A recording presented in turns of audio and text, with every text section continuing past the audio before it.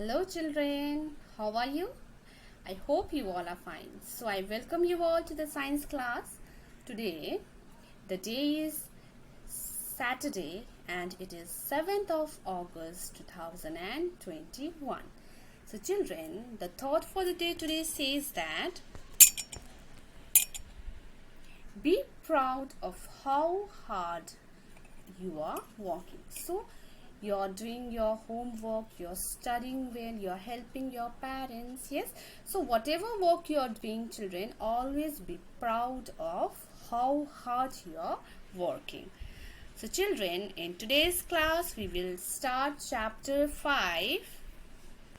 The name of the chapter is living and non-living things. So whenever you look around you, you see varieties of things. Yes, some of them respond to you, some of them do not respond to you, some of them are lying like this, like your books and copies, pen, pencil, wherever you keep it, they will be there. But some animals like cats, dogs, they are walking from here to there. So there are some differences among them. Yes, so in this chapter we will learn about living things and non-living things. So let us proceed to our class, children. The world around us has many things. Some of these things are living while others are not. So children, you can see in the image that the world around us, they are made up of different things. Yes, some of them are living things and some of them are non-living things. Yes, you can see it is very beautiful, the world around us, and we are surrounded by varieties of things. Yes, plants and animals are living things. They need air, food and water to live.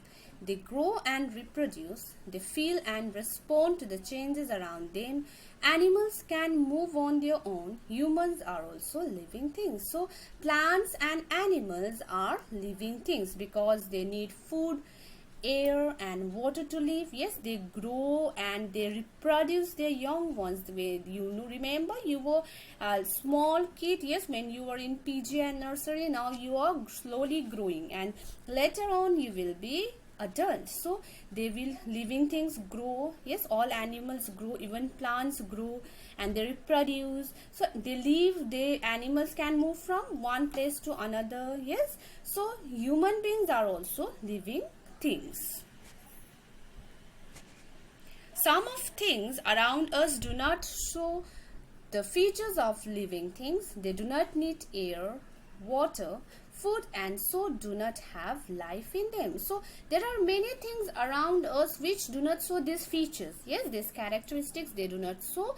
They do not need anything to live. They do not need water. They do not need food. They do not need air. These animals are called non-living things. Yes, so the example of non-living things, you can see benches, rocks, even sun, swell. These are the non-living things and you can see other examples in the pictures. Yes, your socks, table, comb, car, your doll, these all are non-living things because they don't need anything to live. So now we will slowly learn about the features of living and non-living things. So all living things need food and water. So all living things, children, we all need food and water. We eat food and drink water every day. Living things need energy in order to grow and move. They get this energy from food and water. So children, we know that we cannot live without food and water. Yes, so living things need energy. We need energy in order to grow and in order to move. This energy we get from food and water. That is why if we don't eat food for a full day, we feel like we cannot even walk properly. Yes, so this food and water gives us energy in order to grow and move. So Plants are the only living things that can make their own food. We know that plants are the only living things which can make their own food. Yes, we just have to water the plants. Yes, from water, sunlight and carbon dioxide in the presence of sunlight and chlorophyll, they make their own food. You will later learn this all later. Animals get food directly or indirectly from plants because they cannot make their own food. We know that animals, they are directly or indirectly dependent on plants for their food because we cannot make our own food. Yes, some animals eat grass while other kill animals and eat their flesh. Some animals, like you can see here, some animals like panda, yes, giraffe, they eat grass, they eat plants directly. But some animals like lion, they are carnivorous animals. Yes, lion, tiger, they kill animals and they eat their flesh. So next feature is living things move. Children, you know that we can move from one place to another. So we move from place to place on our own. Animals also move from one place to another in search of food, shelter and to protect themselves from their enemies. So living things can move from one place to another, and animals also, they also move from one place to another in search of food, in search of shelter and to protect themselves from their enemies. So this is another feature of living things. So all animals move differently. We know that different animals move differently. We cannot fly, but birds can fly. Yes.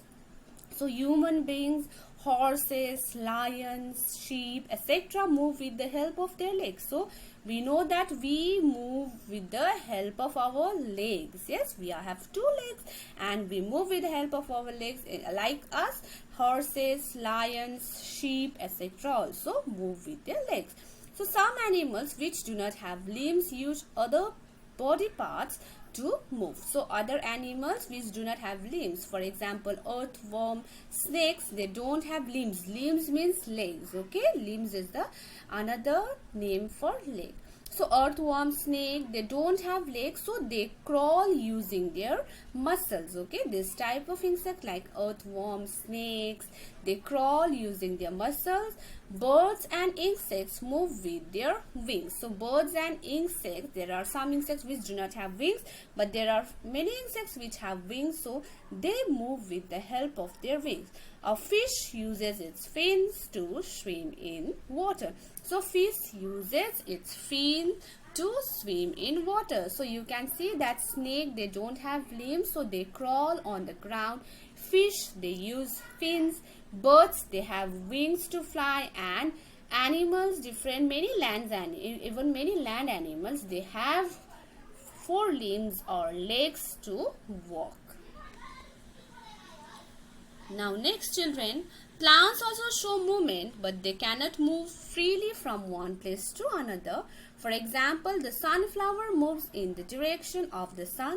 The pitcher plant closes its lid as soon as an insect enters into the pitcher. Touch-me-not plant shows movement when we touch it. So children, plants also show movement, but they cannot move freely from one place to another. Yes, they are not like, have you seen that trees are running? No, the trees stay in one place. Yes, but they give response to certain things. Like for example, the sunflower, if you see sunflower, it always faces towards the sun. It moves towards the sun. That means the sunflower has movement. It doesn't have locomotion. It cannot move from one place to another, but it can move its parts. Yes, it can move its parts.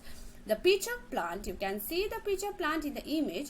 When it is an insectivorous plant, it eats insects. So when the insect enters into the pitcher plant, the lid of the pitcher plant closes. That is, it shows it is showing the movement. So touch-me-not plant, obviously we all have seen touch-me-not plant. Yes, so when we touch that touch-me-not plant, it will close, yet it will show certain movement. It will droop down. So that is this. All plants are showing movement. That is, it is showing the feature of living things.